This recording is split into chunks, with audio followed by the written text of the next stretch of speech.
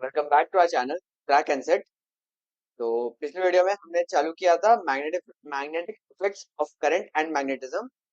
तो वो पहला वीडियो था। उसमें हमने देखा था मैग्नेटिक फील्ड के बारे में, कैसे बायट-सावर्ट लॉ से मैग्नेटिक फील्ड निकालते हैं। एम्पियर करंट लॉ के बारे में देखा था और थोड़ा फोर्स के बारे में भी देखा था। तो शुरू करते हैं आज। आज उसी में आगे देखेंगे, थोड़ा फोर्स पे देखेंगे, सोलेनॉइड पे देखेंगे। आज थोड़ा डिवाइसेस पे फोकस करेंगे। तो चालू करते हैं। तो सबसे पहले देखेंगे एक सोलेनॉइड। तो सोलेनॉइड होता क्या है? सोलेनॉइड एक लंबी कॉइल वाली वायर टाइप की होती है, मतलब वायर रहती है जो कॉइल्ड रहती है। और ये काफी लंबी रहती है कंपेयर टू इट्स एरिया, मतलब लंबी बहुत रहेगी, पतली रहेगी, ऐसी रहती है ये। तो इसका क्या प्रॉपर्टी होता है? इसमें ऐसा होता है कि इसके जो बाहर जो मैग्नेटिक फील्ड रहता है वो एक दूसरे से कैंसिल आउट हो जाती है और बाहर लगभग जीरो ही हो जाती है। बस अंदर मैग्नेटिक फील्ड रहती है। और अंदर भी जो रहती है वो एक्सिस के डायरेक्शन में रहती है, मतलब अगर मेरा ऐसे है सोलेनॉइड ऐसे घूमते होते तो मेरी फील्ड इससे अंदर इसी तरफ रहेगी या फिर इस तरफ, डिपेंडिंग ऑन करंट का डायरेक्शन क्या है। वो करंट के डायरेक्शन पे डिपेंड करेगा मैग्नेटिक फील्ड का डायरेक्शन की आगे या पीछे। बट अंदर वो एक्सिस के अलोंग ही रहेगी।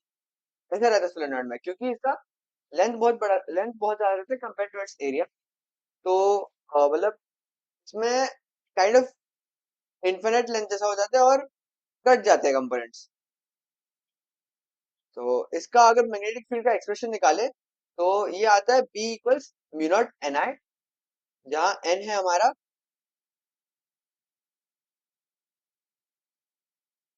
यहाँ एन होता है हमारा number of turns per unit length. ये थोड़ा गलत लिखा हुआ है, number of turns per unit length of solenoid. ये होता है हमारा एन। आई हमारा था करंट जो सोलेनॉइड के थ्रू पास कर रहा है। तो इसको हम एम्पियर्स लॉ से भी निकाल सकते हैं। तो ये निकालने के लिए हम ये जो डायग्राम में ए बी सी डी दिया हुआ है वो हम एम्पियर्स लूप लेंगे। तो जैसा कि हम जानते हैं बाहर जो हमारा मैग्नेटिक फील्ड रहता है वो जीरो होता है। तो फिर B C D equal zero. फिर जो ए डी और बी सी है उनके अलोंग तो हमारा क्या रहता है statement, B dot D L equals mu not I. तो इधर डॉट प्रोडक्ट रहता है बी और डी एल का। अभी अगर मैं बी बी सी के अलोंग जाऊंगा तो मैं जब मैग्नेटिक फील्ड का डॉट प्रोडक्ट लूंगा तो मेरा एंगल तो 90 डिग्रीज हो जा रहा है, तो मेरा cos थीटा जीरो हो जाएगा। और सेम चीज हो जाएगा मेरा जब डी से ए में जाएंगे। तो क्या होता है हमारा मैग्नेटिक फील्ड बस ए बी का लेंगे तो वो तो हमारा पी आ गया, कांस्टेंट रहता है अंदर एक पर्टिकुलर एक्सिस के अलोंग। तो बी डॉट, अभी लेंथ तो पूरा ही लेंगे, तो लेंथ हम ले लेते हैं 4h। तो B dot 4h equals mu not I. और हमारा इससे करंट कितना पास करेगा? करंट जो हमारा पास करेगा वो ये पूरा रहेगा। ये कितना है हमारा? ये हो जाएगा number of turns per unit length. तो फिर N into H into I.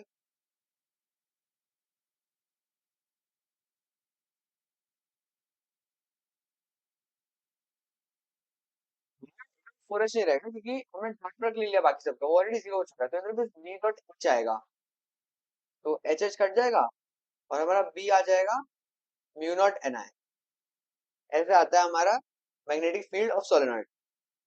तो इस पे अभी एक क्वेश्चन प्रैक्टिस करते हैं।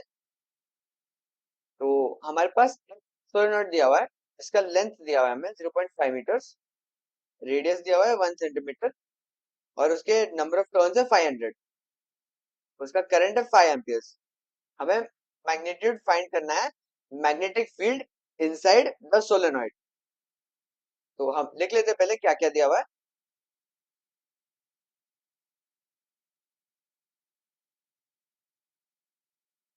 इधर मैंने मीटर्स में कन्वर्ट कर दिया है सेंटीमीटर को।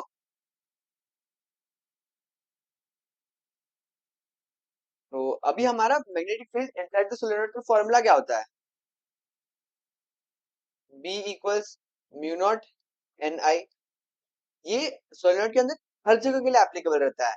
ऐसा ही नहीं कि सिर्फ सेंटर में ऐसा रहेगा, साइड में थोड़ा कम रहेगा। सोलेनोइड के अंदर जितना भी जगह है ये सेम रहेगा, सेम डायरेक्शन में, एक्सिस के अलोंग। तो इस फॉर्मूला में हमारा जो एन है वो स्मॉल एन है, जो हमारा number of turns per unit length. हमें क्वेश्चन में दिया हुआ है टोटल नंबर ऑफ टर्न्स 500, तो हमें स्मॉल एन फाइंड करना पड़ेगा। तो स्मॉल एन हो जाएगा number of turns per unit length ना, तो फिर एन बाय एल ये हो जाएगा 500 डिवाइडेड बाय 0.5 इक्वल्स 1000। और हमें करंट दिया हुआ है 5 एम्पियर्स। इधर हमें रेडियस इसलिए दिया हुआ है ताकि हमें मालूम पड़ सके कि हमारा जो लेंथ है वो हमारे एरिया से बहुत बड़ा है, ताकि ये सोलेनोइड का प्रॉपर्टी हम यूज कर पाए अच्छे से, कि उसका जो अंदर मैग्नेटिक फील्ड है वो कांस्टेंट रहता है और उसका डायरेक्शन एक्सिस के अलॉन्ग रहता है। और हम ये फॉर्मूला यूज कर पाए, B equals mu not N I. Generally अगर हमें सोलेनोइड दिया हुआ रहेगा हम यही फॉर्मूला यूज करेंगे और इससे हमारा क्वेश्चन हो जाएगा।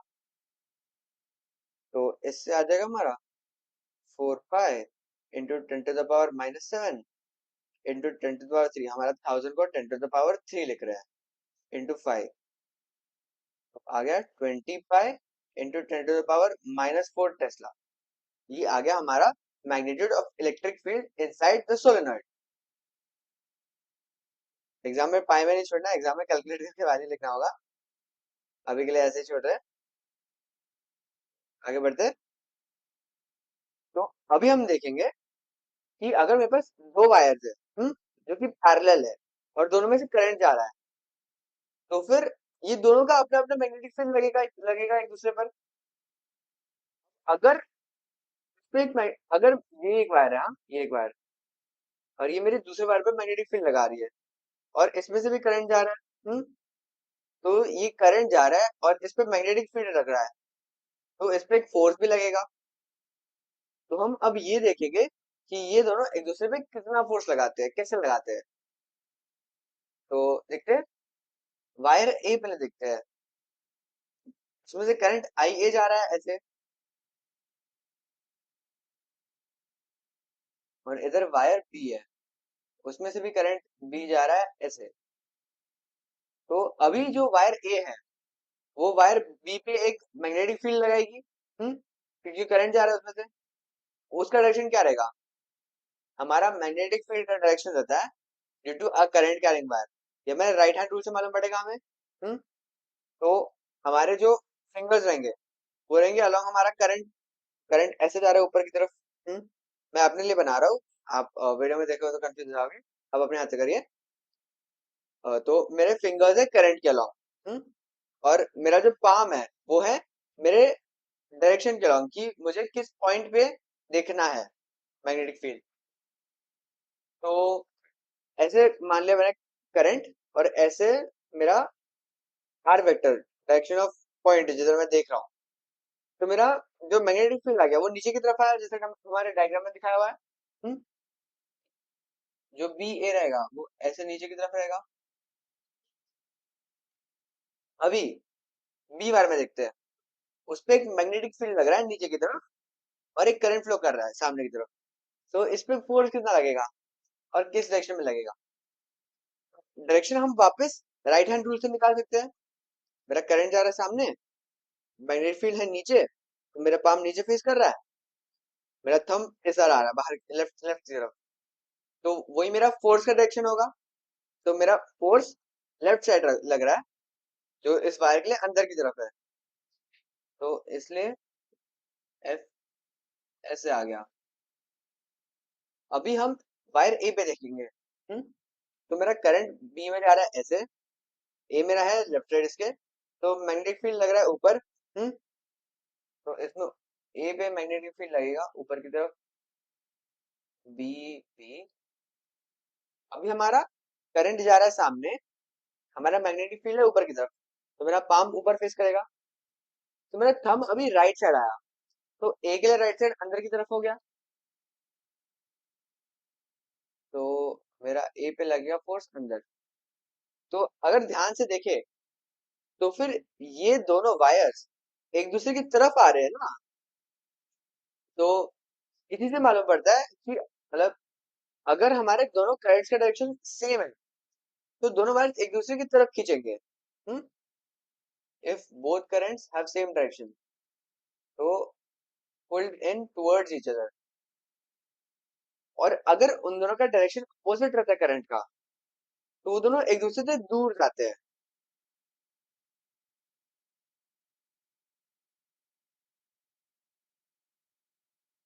अभी इनका फोर्स का मैग्नीट्यूड क्या रहता है जो एक दूसरे पे लगता है? जो फोर्स जो मैग्नेटिक फील्ड का मैग्नीट्यूड रहता है mod B A. Mod B A रहेगा हमारा mu not I divide by 2 pi D. ये होता है हमारा magnetic field due to a current carrying wire, infinitely long current carrying wire.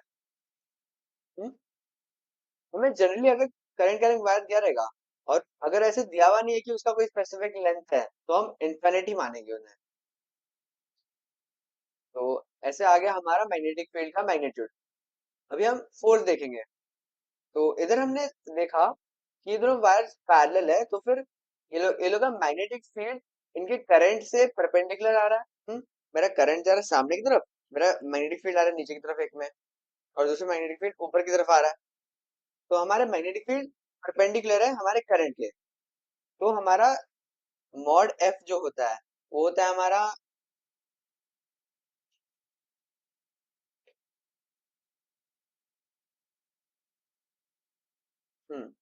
Sorry छींक आ रही थी। हम्म तो हमारा जो मैग्नेटिक फील्ड रहता है वो, तो हमारे मैग्नेटिक फील्ड का मैग्नीट्यूड होता है mod I mod L mod B sine theta. ये कैसे आता है मालूम है ना? क्योंकि हमारा एफ होता है आई एल क्रॉस बी। तो बस क्रॉस एल क्रॉस बी को mod L mod B sine theta लिखा है मॉडुलस जब मैग्नीट्यूड देख रहे हैं हम लोग। तो इसमें हम अगर हमारे जो मैग्नेटिक फील्ड और करंट है ये दोनों परपेंडिकुलर है, करंट तो लेफ्ट डायरेक्शन में ही है, तो एल क्रॉस बी में जो थीटा है वो 90 डिग्रीज हो गया। तो मेरा साइन थीटा 1 हो गया। तो फिर इधर से मुझे मॉड एफ का वैल्यू तो मिल गया ना। Mod F equals I into L into mu not I A divide by 2 pi D. तो ये आ गया हमारा formula mu not I A I B into L divided by 2 pi D. तो इसको हम generally force per unit length में लिख देते हैं ताकि एल निकल जाए और हमें एक अच्छा एक्सप्रेशन मिल जाए सिर्फ करंट और डिस्टेंस में। तो ये आ जाता है एल कटने के बाद F per unit length equals mu not I A I B divided by 2 pi D.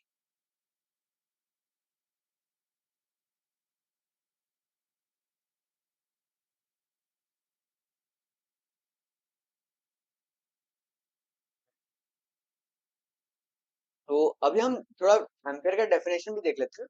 Ampere जो होता है हमारा एसआई यूनिट करंट का। तो एम्पेयर को ऐसे डिफाइन करते हैं कि एम्पेयर है steady state current. Steady current जो जो जो बहुत लंबे वायर्स में फ्लो करता है। हम्म, जब हम उन्हें 1 मीटर अपार्ट रखते हैं और जब इन दोनों पे फोर्स लगता है 2 × 10⁻⁻⁷ न्यूटन पर मीटर पर लेंथ, न्यूटन पर मीटर लेंथ। तो इधर बेसिकली हम ये बोल रहे हैं कि हमारा जब एफ है × 10⁻⁻⁷ ये एफ भी है इक्वल्स म्यू नॉट को हम क्या लिख म्यू नॉट बाय 2 पाई को हम लिख सकते हैं 2 × 10⁻⁷ into I A I B divide by D. D हमारा 1 हो गया क्योंकि इधर 1 मीटर पार्ट रखा है ना हमने। और आई ए आई बी बेसिकली हमारा करंट का वैल्यू है। तो यही होता है हमारा एम्पेयर का डेफिनेशन।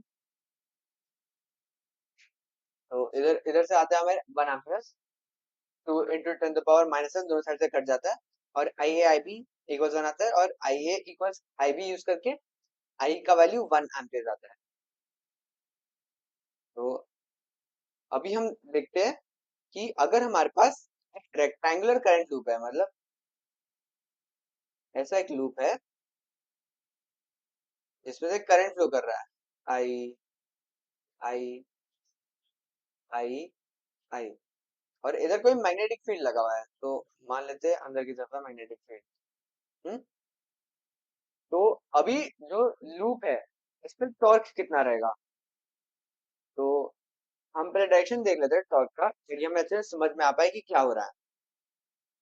इसको लेवल कर देते हैं ए बी सी डी।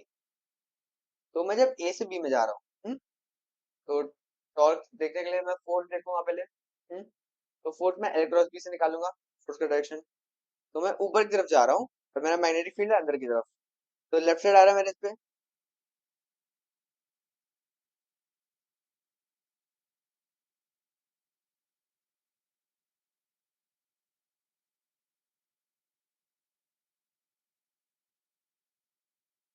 भी राइट साइड जा रहे हैं और अंदर की तरफ, तो इसमें ऐसे आएगा और इसमें ऐसे, इसमें ऐसे। इस केस में हमारे सारे फोर्सेस कैंसिल हो जा रहे हैं और टॉर्क भी जीरो हो जा रहा है।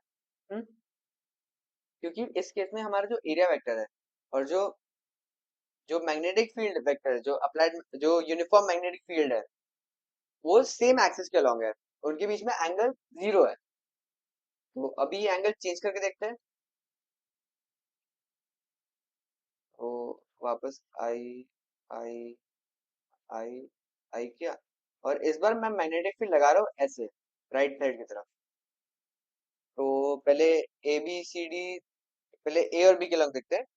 तो करंट जा रहा है ऊपर और मैग्नेटिक फील्ड है राइट की तरफ, तो मेरा थंब अंदर आ जा रहा है, तो इधर एफ लग रहा है अंदर की तरफ, F A B. I B, B से सी में जाएंगे या फिर डी से ए में जाएंगे, तो इनमें तो हमारा एल और बी में साइन थीटा जीरो हो जा रहा है।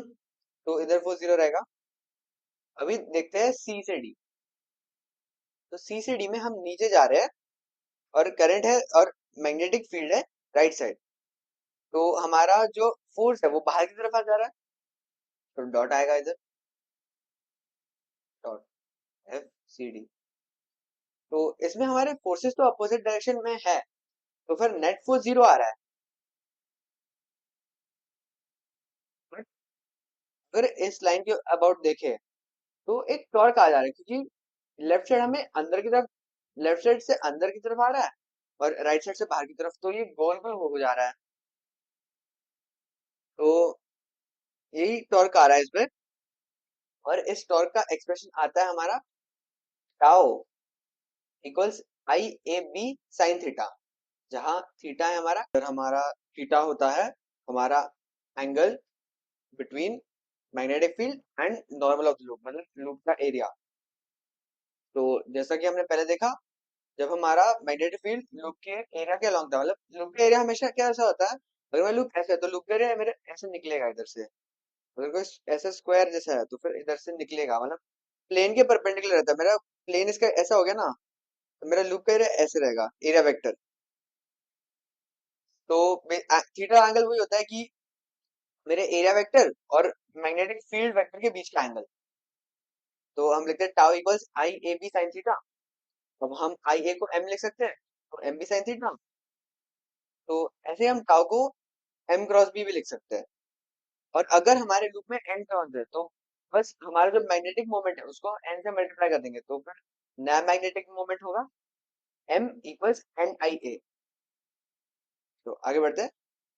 तो प्रॉब्लम करते हैं बेटर समझने के लिए।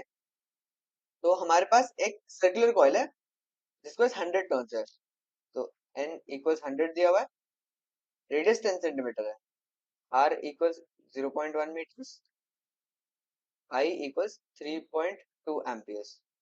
तो मैग्नेटिक फील्ड एट सेंटर देखते हैं। ये एक सर्कुलर कॉइल है, तो फिर mu not I by two R होता है, और 100 टर्न्स है तो फिर एन से मल्टीप्लाई हो जाएगा। तो 100 into two pi into 10 to the power -7 into 3.2 divide by 0.1, तो ये आ जाएगा 32 64 hundred pi into 10 to the power -7 Tesla. अभी के लिए इसमें ही छोड़ रहे हैं हम। ये पार्ट ए हो गया। पार्ट बी करते हैं। तो पार्ट एक बार समझाते हैं अच्छे से। ये डायरेक्ट फॉर्मूला का है, इसमें कुछ ज्यादा सोचने की जरूरत है नहीं। बस mu not I by two आ रहे हैं, और क्योंकि 100 टर्न्स है तो मैंने एन से मल्टीप्लाई कर दिया 100 से। तो पार्ट टू देखते हैं। मैग्नेटिक मोमेंट निकालना है कॉइल का।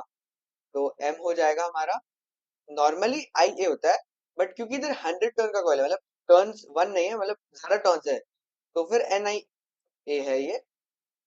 हो जाएगा 100 इंटू 3.2 इंटू पाई इंटू 10⁻⁻²। ये हो जाएगा हमारा 3.2 पाई। पार्ट सी देखते हैं। तो इसमें कहा है हमें कि कॉइल को वर्टिकल प्लेन में रखा गया था,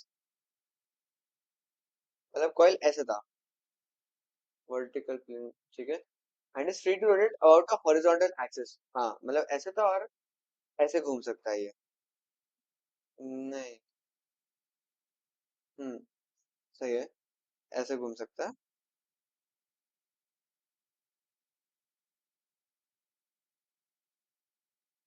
हाँ, ऐसे घूमेगा, ऐसे ऐसे रखा हुआ था और ऐसे घूमेगा। तो हाँ, विच कोइंसाइड्स विद इट्स डायमीटर। अच्छा, डायमीटर से कोइंसाइड कर रहा है, मतलब ऐसे ही रखा गया और ऐसे घूमेगा। The coil rotates through an angle of 90 degrees under the influence of the magnetic field. What are the magnitudes of torques on the coil in the initial and final position? तो टाउ को हम लिख सकते हैं M cross B. तो ये हो जाएगा mod M mod B sine theta. तो हमारा जो टाउ वन और टाउ टू हमारा थीटा पे डिपेंड करेगा। तो देखते हैं हम हमारा इनिशियल और फाइनल थीटा क्या है। तो हमारा थीटा वन हो जाएगा। तो उसके लिए हम हमें क्वेश्चन वापस अच्छे से पढ़ना पड़ेगा। ठीक है। तो फिर इधर कहा है कि वो फ्री टू रोटेट है अबाउट द हॉरिजॉन्टल एक्सिस, और वो उसके डायमीटर से भी कोइंसाइड करता है। तो हमारा ऐसा कुछ रखा हुआ है कॉइल। हम्म, क्योंकि एक हॉरिजॉन्टल एक्सिस ऐसे होगा, पर डायमीटर से भी कोइंसाइड करना है, और मैग्नेटिक फील्ड लगाया है हॉरिजॉन्टल डायरेक्शन में, मतलब मैग्नेटिक फील्ड इस डायरेक्शन में है।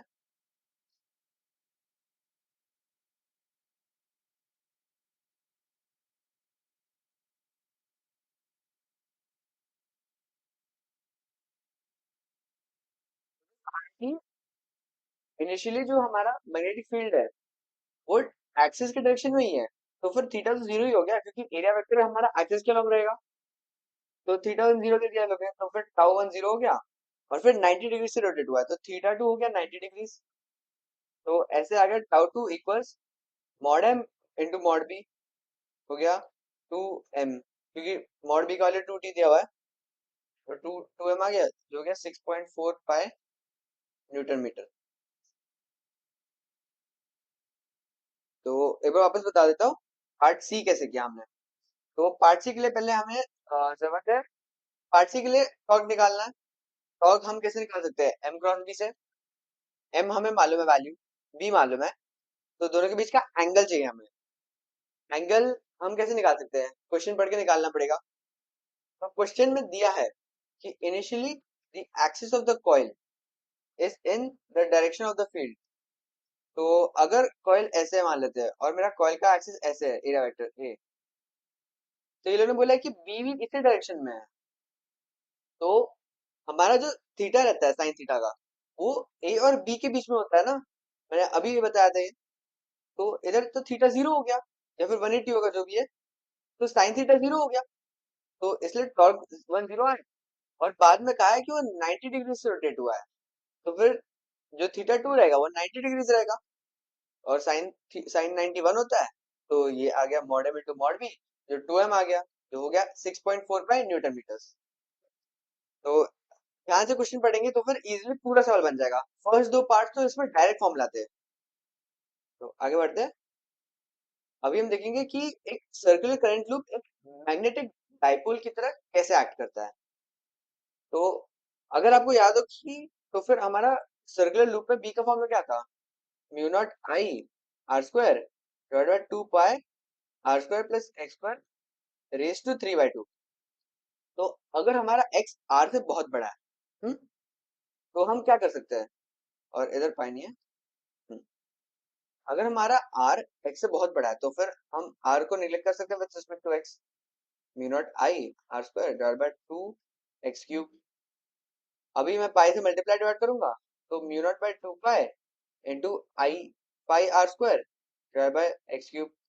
तो ये pi R square equals a हो गया और आई ए इक्वल्स m हो गया।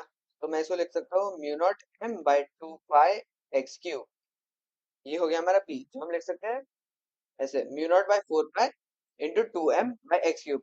तो अगर ध्यान से देखेंगे तो ये हमारे इलेक्ट्रिक डाइपोल जैसे ही फॉर्म में आ गया है।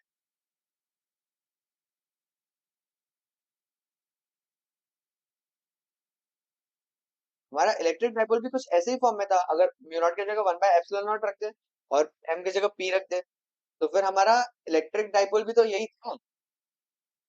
अगर म्यू नॉट की जगह 1 बाय 4 पाई एप्सिलॉन नॉट रखते और 2p बाय एक्स क्यूब,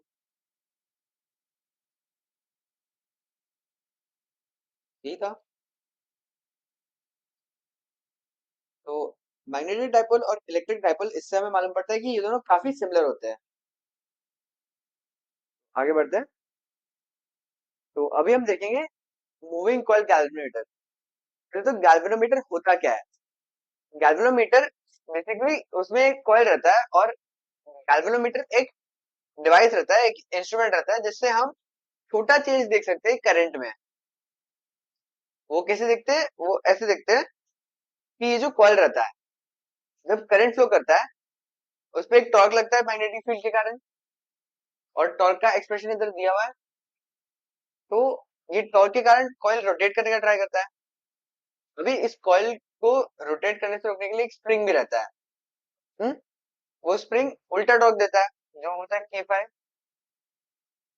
अभी ये फाई इसका एंगुलर डिस्प्लेसमेंट रहता है, जिससे हमें वैल्यू मिल जाता है एक रीडिंग, एक स्केल पे, ये वाले स्केल पे। तो इसी से हम रीडिंग्स ले पाते हैं। और इसमें हमारा फॉर्मूला हो जाएगा phi equals N A B by K into I. तो इसमें हमारा जो एन ए बी बाई के रहता है, ये होता है हमारा गैल्वेनोमीटर कांस्टेंट। इसको करंट सेंसिटिविटी भी बोलते हैं।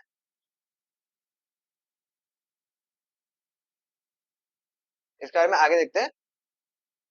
तो हमारा जो गैल्वेनोमीटर रहता है, उसको हम एमीटर जैसा भी बना सकते हैं, वोल्टमीटर जैसा भी बना सकते हैं। तो एमीटर जैसे बनाने के लिए हम उसके पैरेलल में एक बहुत छोटा वैल्यू का रेजिस्टेंस डाल देंगे, ताकि हमारा ज्यादातर करंट उससे फ्लो हो जाए। तो इससे हमारा क्या फायदा होता है कि नॉर्मली क्या होता है, गैल्वेनोमीटर का कोई कांस्टेंट फिक्स रहता है, तो इतना करंट उससे पास करेगा तो वो इतना डिफ्लेक्शन दिखाएगा। बट अगर हमें ज्यादा करंट जानना है, तो हमारा गैल्वेनोमीटर के थ्रू तो हम ज्यादा करंट पास नहीं करा सकते, क्योंकि उसके लिए फिक्स्ड है। तो हम क्या कर सकते हैं, हम ज्यादा करंट उसके बाजू से पास करा देंगे, और हमें रेशियो से हमें टोटल करंट का वैल्यू मिल सकता है। जैसे हमने इधर नेट रेजिस्टेंस निकाला इधर, हम्म, तो ये हमारा आरएस के बराबर ही आ जा रहा है ऑलमोस्ट, क्योंकि हमारा आरएस बहुत छोटा है। तो फिर इधर क्या हुआ, इधर मेरा सेम वोल्टेज डिफरेंस पर ज्यादा करंट फ्लो कर रहा है। और अगर सेम वोल्टेज डिफरेंस है जी और आरजी के अक्रॉस, तो फिर उनके थ्रू तो करंट तो कम ही फ्लो कर रहा है। मतलब मैं जी के थ्रू कम करंट फ्लो करा रहा हूँ, बट करंट ज्यादा मेजर कर रहा हूँ इसके मदद से। और इसमें हम ऐसे ही फाइंड करते हैं करंट वैल्यू, ये यूज करके कि phi by I equals N A B by K. तो N A B by K तो मालूम रहता है, हम फाई और आई के थ्रू पता लगा लेते हैं करंट का वैल्यू। और अगर हमें वोल्टमीटर बनाना हो, तो हम सीरीज में लगाते हैं एक बहुत हाई वैल्यू रेजिस्टेंस। तो इससे क्या होता है, हमारा कम करंट में हम ज्यादा वोल्टेज मेजर कर पाते हैं। तो इसमें बेसिकली हम ये आई के जगह वी बाई आर पुट कर देंगे, और उससे हमें मिल जाएगा। तो इसी फॉर्मूला में हमने डाल दिया five by V equals N A V by K into one by V. और वन बाई वी नहीं, आई बाई वी है वो। हम्म तो हमारा बेसिकली पहले वाला फॉर्मूला में हमने v से डिवाइड कर दिया बस, फिर हमने i बाई वी को r लिख दिया, तो हमें आ गया 5/v equals N A V by K R. इसको कहते हैं वोल्टेज सेंसिटिविटी। तो आज की वीडियो के लिए इतना ही। हम आगे डिस्कस करेंगे मार मैग्नेट के ऊपर डिस्कस करेंगे और मैग्नेट प्रॉपर्टी के ऊपर डिस्कस करेंगे, और प्रैक्टिस प्रॉब्लम्स तो करेंगे ही। तो अगर आपने हमारी पिछली वीडियोस ना देखी हो तो फिर स्क्रीन पे आने लगेगी, उन्हें भी जाके देख लीजिए ताकि अच्छे से समझ में आ जाए। आज के लिए इतना ही, मिलते हैं अगली वीडियो में।